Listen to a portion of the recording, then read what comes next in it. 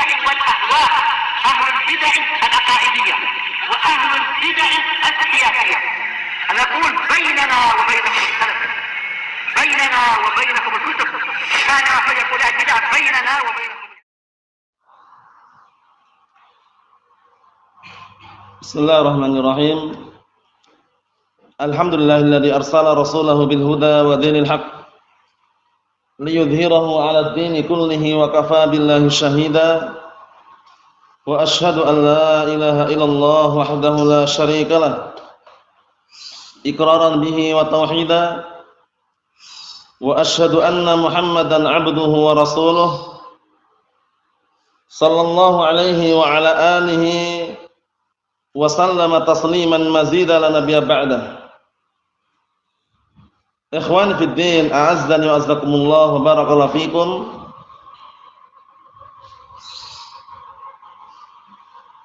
Setelah kita menyelesaikan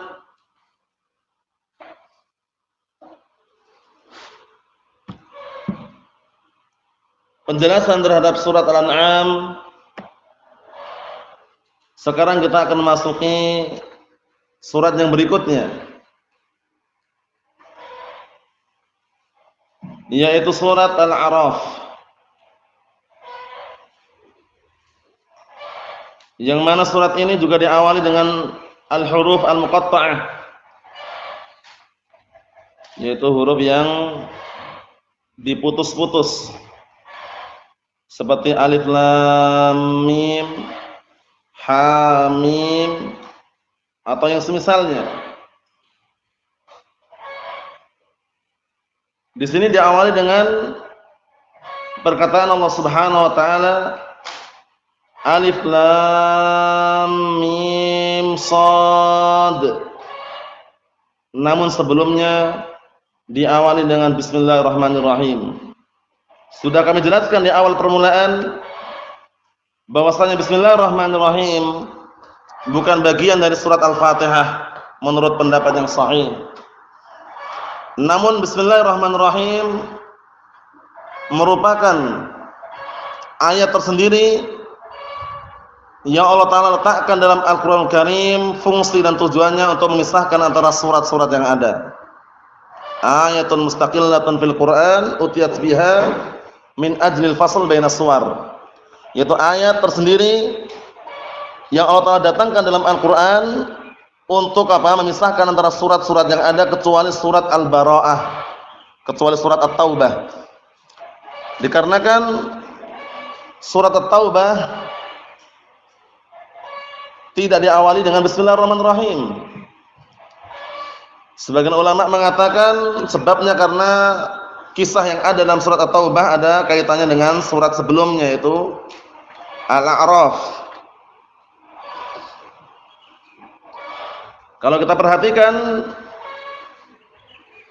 dan kita membacanya di awal surat At-Taubah tidak ada barakallahu fiikum, tidak ada bismillahirrahmanirrahim kata sebagian para ulama, karena apa? Ada kaitannya dengan kisah pada surat sebelumnya, yaitu surat Al-Anfal.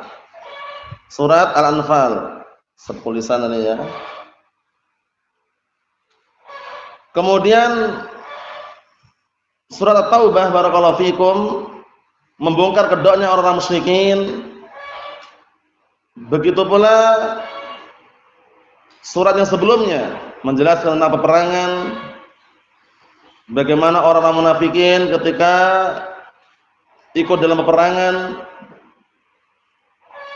yang tentunya tidak akan membawa kebaikan, justru akan merusak dan memperkeruh suasana. Kita awali barakallahu fikum.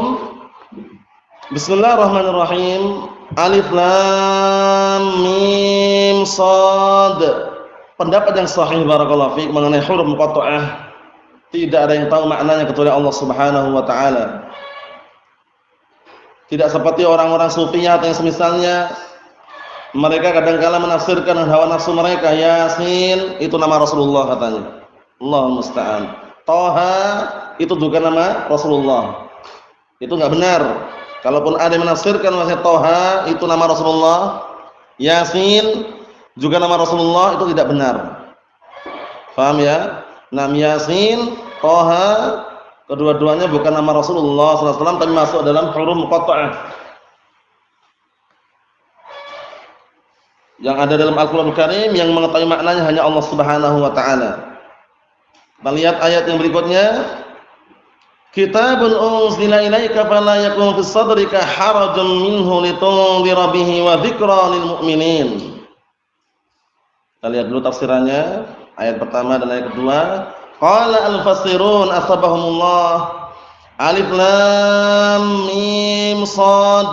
Sabaqal kalam 'ala al-hurufil muqatta'ah fi awal surat al-Baqarah. Telah lewat pembicaraan mengenai huruf-huruf muqatta'ah di awal daripada surat Al-Baqarah. Penjelasannya bisa dilihat sana, tidak jauh beda. Karena awal surat Al-Baqarah juga alif lam mim. Ayat yang kedua, hadzal Qur'anu kitabun 'azimun anzalahu Allahu 'alaika ayyuhar rasul. Fala yakun fi sadrika syakkun minhu fi annahu unzal min 'indillah. Al-Qur'an ini adalah kitab yang agung yang Allah telah turunkan kepada wahai Rasul, maka jangan sampai ada pada dadamu suatu keraguan. Jangan sampai ada pada dirimu suatu keraguan bahwasanya Al-Qur'an itu benar-benar turunkan dari sisi Allah Subhanahu wa taala. Karena kalau Al-Qur'an datang dari manusia, bukan datang dari Allah Subhanahu wa taala, saya akan jumpai apa? Perselisihan yang sangat banyak. Lau kana min 'indi ghairillah lawajadu fihi ikhtilafan katsira. Kalau seandainya datang dari selain Allah Subhanahu wa taala, niscaya akan dijumpai perselisihan yang sangat banyak. Makanya tantangan-tantangan sangat banyak sekali. Yang mengatakan Al-Qur'an ucapan manusia. Al-Qur'an itu ucapannya bukan ucapan Allah taala, ditantang dengan ancaman api neraka yang mengerikan. Ayat yang terulang-ulang yaitu apa? 6 ancamannya dimasukkan ke dalam neraka sakor. Neraka sakor, neraka yang menyala-nyala, tempat untuk manggang manusia, tidak menyisakan, tidak pula meninggalkan. Begitu masuk api tersebut langsung dibakar. Dijaga oleh berapa? 19 malaikat. Allahul musta'an. Apa perkataan Allah Subhanahu wa taala dalam surat barakallahu fikum Al-Mudaththir? Apa? In hadza illa qaulul bashar. Ada orang yang mengatakan ini adalah ucapan manusia katanya. Al-Qur'an dibilang ucapan manusia. Nah, kemudian apa kata Allah taala? Sa'uslihi saqar. Sungguh aku akan masukkan dia ke dalam neraka sakor. Wa ma adraka mas saqar? Tahukah kamu apa itu neraka sakor? Apa neraka sakor itu? Ayat yang selanjutnya apa? Wa ma adraka mas saqar? La tubqi wa la tadar. Lawahatul lil bashar. Neraka yang tidak meninggalkan, tidak menyisakan. Tempat untuk manggang manusia, tempat membakar manusia. 'Alaiha 19, di atasnya ada 19 malaikat. Wal a'yadu billah. Ini ancaman bagi orang-orang yang mengatakan Al-Qur'an bukan kalamullah. Al-Qur'an ucapan manusia. Kalau seandainya Al-Qur'an ucapan manusia, niscaya orang akan bisa mencontoh, membuat yang semisalnya. Tantangan dalam Al-Qur'an Karim banyak ayat. Mulai dari apa? 1 ayat. Mulai dari apa? Surat. Enggak akan mampu mereka mendatangkan. Ya kan? Wa in kuntum fi raibin mimma nazzalna 'ala 'abdina fa'tu bi surah. Surat. Kalau engkau kalian masih ragu terhadap Al-Qur'an yang kami turunkan kepada hamba kami, kepada Rasulullah SAW, datangkanlah 1 surat saja. Mampu enggak kira-kira? Enggak mampu. Nah, barakallahu fikum, datangkan 1 surat tidak akan mampu. Nah, karena apa? Al-Qur'an benar-benar ucapan Allah Subhanahu wa taala. Manusia tidak bisa mencontohnya, tidak bisa menirunya. Paham ya? Tantangan berikutnya di antaranya adalah perkataan Allah taala, "Qul la in istama'atil insu wal jinnu 'ala an ya'tu bimithli hadzal Qur'an la ya'tuna bimithlihi walau kana ba'duhum li ba'din dhahira." Katakanlah kepada jin dan manusia, kalau seandainya mereka berkumpul untuk mendatangkan yang semisal Al-Qur'an ini, niscaya mereka tidak akan mampu mendatangkan yang semisalnya. Walaupun saling bahu-membahu, saling tolong-menolong, enggak akan mampu. Profesornya, doktornya enggak akan mampu. Karena Al-Qur'an benar-benar ucapan siapa? Allah Subhanahu wa taala. Al-Qur'an kalamullah, ghairu makhluqin minhu bada'a wa ilaihi ya'ud. Ucapan Allah Subhanahu wa taala. Musailimah al-Kadzdzab di zaman waktu itu mengaku dia adalah nabi. Bayangkan, pengikutnya ada, mengatakan telah turun padaku tadi malam ayat atau surat yang semisal yang diturunkan kepada Muhammad katanya. Allahul musta'an. Musailimah al-Kadzdzab setelah dibacakan di hadapannya Abdullah bin Amr bin As, akhirnya beliau mengatakan, justru aku semakin yakin bahwasanya kamu itu kadzdzab, pendusta. Karena enggak ada nabi lagi setelah Rasulullah SAW. La nabiyya ba'di. La nafiyal jinsi, la nafiyah lil jinsi. Dalam bahasa Arab itu meniadakan semua jenis kenabian. Semua jenis nubuah enggak ada lagi. La nabiyya ba'di. Tidak ada nabi lagi setelahku. Bacanya jangan sampai keliru. Karena mereka kadang yang namanya ahlu bid'ah ad-dhalal, orang-orang yang ingin mengubah makna Al-Qur'an kadang diubah dari sisi bacaan. Diubah dari sisi bacaan. Lanya la nafiyah lil jinsi, la nabiyya, bukan nabiyun. La nabiyya ba'di. Tidak ada nabi lagi setelahku. Paham ya? Jadi enggak ada nabi setelah Nabi Muhammad sallallahu alaihi wa ala alihi wasallam. La nabi fulan wa la nabi alan. Kok tiba-tiba ada yang ngaku nabi? Bukan orang Arab lagi, orang Indonesia. Bukan laki-laki lagi, perempuan. Paham ya? Zaman waktu itu mungkin antum ada yang sudah lahir, ada yang belum lahir. Paham ya? Pernah enggak dengar di Indonesia ada yang ngaku nabi perempuan? Sudah perempuan ngaku nabi orang Indonesia lagi. Paham ya? Allahul musta'an. La nabiyya ba'di, enggak ada nabi setelahku. Nah, ya na'am. Kita lihat sini.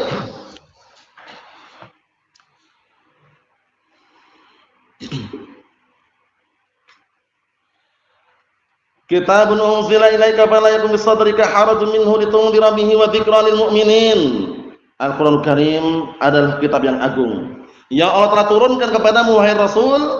Jangan sampai ada keraguan di dalam dadamu bahwasanya Al-Qur'an itu benar-benar turunkan dari sisi Allah taala. Wala tataharraj bi iblaghi wal indar bih. Dan jangan merasa keberatan dan jangan merasa sempit untuk menyampaikannya dan juga memberikan peringatan dengannya. Anzalnahu ilaik, yang kami turunkan Al-Qur'an kepadamu, litukhawwifa bihil kafirin wa tudzakiral mu'minin. Tujuannya agar engkau memberikan peringatan kepada orang-orang mukminin dan membuat orang-orang kafir agar mereka takut terhadap azab Allah Subhanahu wa taala. Itulah tujuannya. Jadi Al-Qur'anul Karim diturunkan di antaranya apa? Ini, untuk memberikan peringatan kepada kaum mukminin dan juga apa? Sebagai bentuk di dalamnya berisikan tentang apa? Na'am barakallahu fikum, ancaman kepada orang-orang kufar agar mereka semakin takut terhadap azab Allah Subhanahu wa taala. Kita lihat ayat yang berikutnya, ayat yang ketiga, ittabi'u ma unzila ilaikum min rabbikum wa la tattabi'u min dunihi awliya qalilan ma tadhakkarun. Perhatikan baik-baik barakallahu fikum.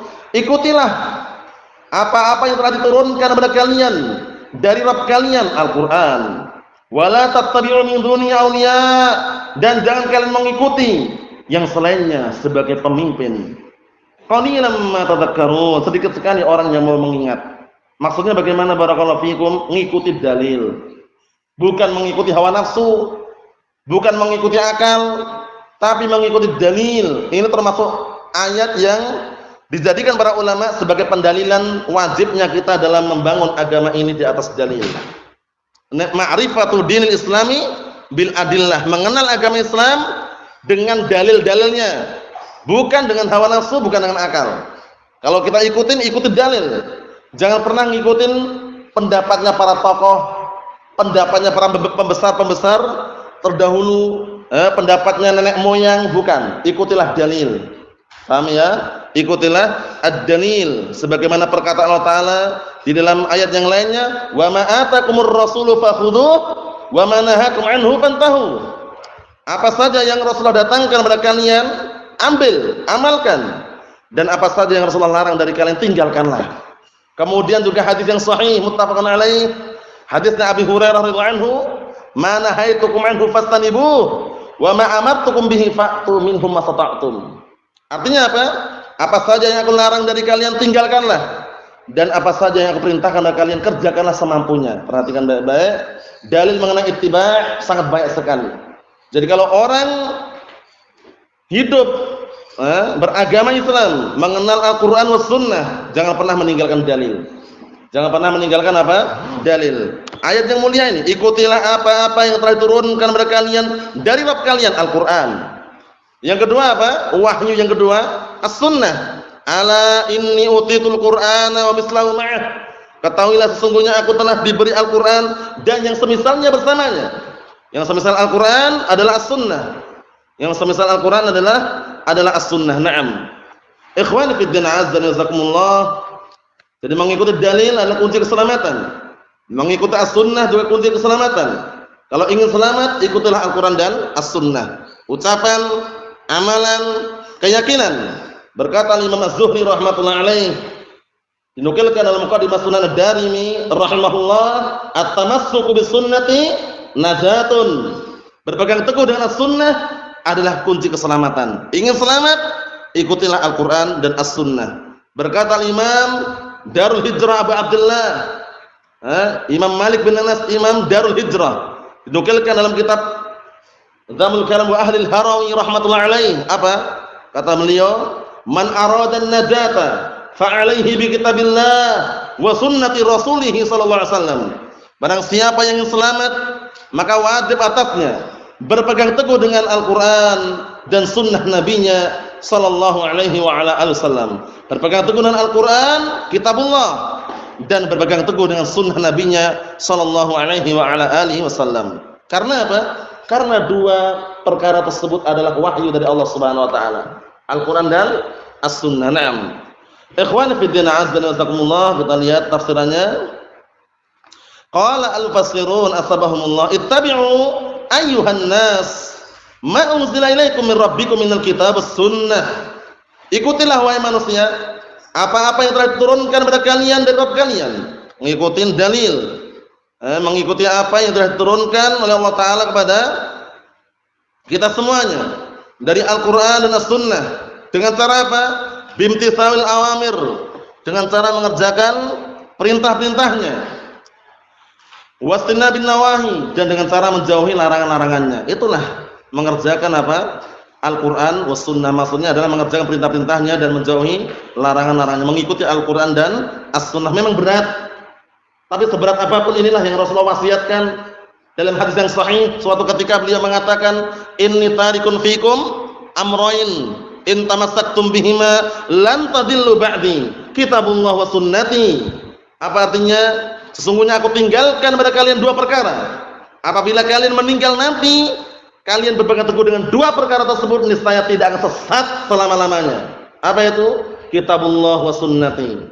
Al-Quran dan sunnahku, kata Rasulullah sallallahu alaihi wasallam. Memang berat, memang pahit, memang susah, tapi itulah kunci keberhasilan, jalan menuju surga Allah Subhanahu wa taala. Berkata Imam Ibnu Qayyim al-Jauziyah rahmatullah alaih dalam kitab Madarijus Salikin, apa kata beliau? Wala dalila ilallahi wal jannah siwal Qur'an was sunnah. Tidak ada dalil, tidak ada jalan yang bisa menghantarkan kepada Allah Subhanahu wa taala dan surganya kecuali Al-Qur'an was sunnah. Al-Qur'an dan as-sunnah. Kalau ngikutin Al-Quran dan Sunnah, dua-duanya wahyu, maksum, aman dari kesalahan. Tapi kalau kita ngikutin pendapat para tokoh, pendapat pembesar kita, pendapat mbah-mbah kita yang enggak jelas misalkan, akan tersesat. Ngikutin kebanyakan manusia, tersesat. Ngikutin mayoritas manusia, tersesat. Sebagaimana perkataan Allah Ta'ala, wa in tuti' aktsara man fil ardi yudilluka 'an sabilillah in yattabi'una illa dzann wa inhum illa yakhrusun. Jika engkau mentaati kebanyakan orang di muka bumi ini, niscaya mereka akan menyesatkan dirimu dari jalan Allah Ta'ala. Kenapa? Dikarenakan mereka tidaklah mengikuti kecuali hanya dugaan, prasangka, dan tidaklah mereka berbuat kecuali hanya bohong dan dusta. Allahul musta'an. Ikhwan fi din, azza wa jazakumullah wa barakallahu fikum. Kemudian Allah Taala juga menegaskan dalam Al-Qur'an Karim, "Faman ittaba'a hudaya fala yadhillu wa la yashqa." Barang siapa yang mengikuti petunjukku yaitu Al-Qur'an dan As-Sunnah, niscaya dia tidak akan sesat dan tidak akan sengsara. Mafhumnya dari ayat tersebut, barang siapa yang tidak mengikuti Al-Qur'an, yang tidak mengikuti As-Sunnah, yang tidak mengikuti petunjuk Allah Subhanahu wa taala, dia akan sesat dan akan sengsara, wal iyad billah. Kita lihat lagi. Wala tattabi'u min dunillahi awliya kasyayatin, dan jangan kalian mengikuti yang selain Allah taala sebagai pemimpin-pemimpin seperti para setan wal ahbar, ya, ahbar yaitu pendeta orang Yahud, wa ruhban ahli ibadahnya orang Nasara. Innakum qalilan ma tatta'iduna wa ta'tabirun, karena sungguhnya kalian itu sangat sedikit sekali orang yang mau mengambil pelajaran dan juga mengambil nasihat. Fatarji'una ilal haq, dan kemudian kalian akan kembali kepada kebenaran. Sedikit kalian yang mau mengingat, mau mengambil nasihat, mau mengambil wejangan, yang akhirnya kalian kembali kepada al-haq, sedikit sekali. Karena kebanyakan manusia sudah mengikuti hawa nafsu. Karena hawa nafsu manusia, jiwa manusia ini senantiasa awal mulanya memerintahkan perkara yang jelek. Oleh karena itu kita harus paksa. Kalau kita enggak memaksanya untuk berbuat kebaikan, perintah jelek senantiasa mengalir di situ. Innan nafsa la'ammaratun bisu'. Sesungguhnya jiwa ini senantiasa memerintahkan pada perkara yang jelek, sehingga harus kita paksa, kita biasakan untuk untuk berjalan di atas kebaikan. Ikhwani fid din, azza wa jazakumullah wa barakallahu fikum. Kita ambil dikit lagi. Qala Allah Ta'ala menyatakan, wa kam min qaryatin ahlaknaha fajaaha ba'suna bayatan aw hum qailun. Fama kana da'wahum idja'ahum ba'suna illa an qalu inna kunna zalimin. Allahumma musta'an. Ini keadaan yang sangat mengerikan. Datang azab Allah tiba-tiba.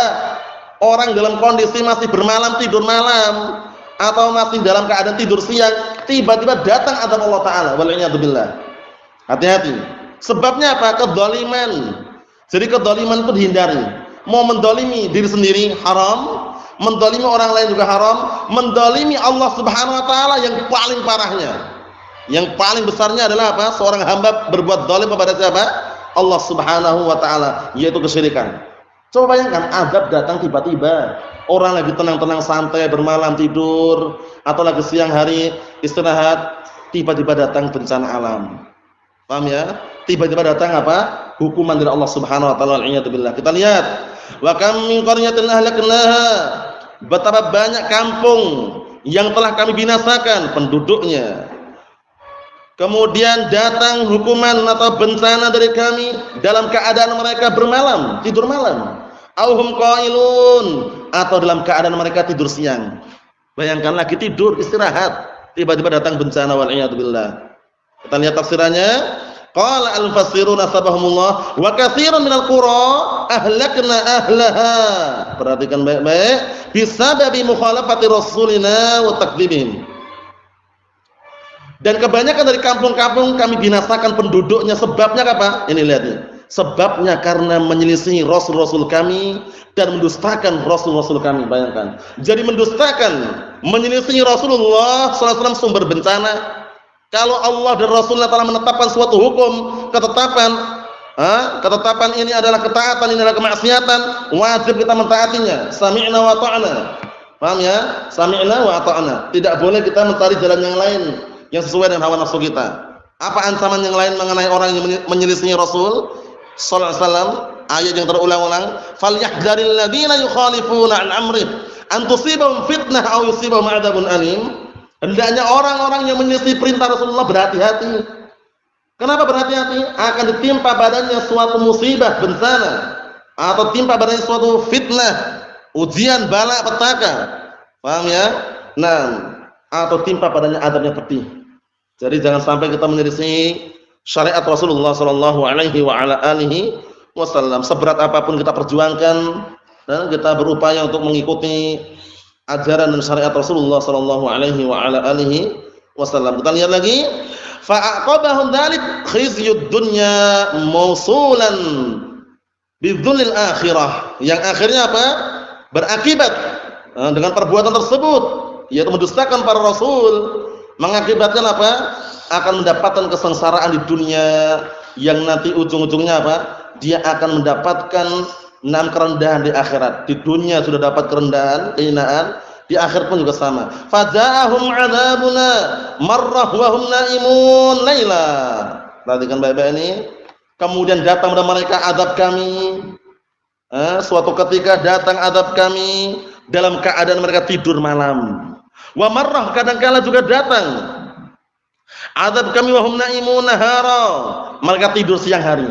Bayangkan, dalam kondisi mereka tidak sadar. Tiba-tiba datang azab secara tiba-tiba, wal iyad billah. Naam.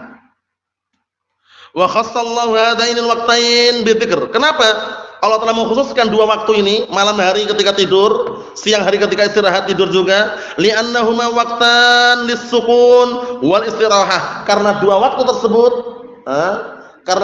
tersebut waktu yang orang itu tenang dan istirahat. Ya enggak?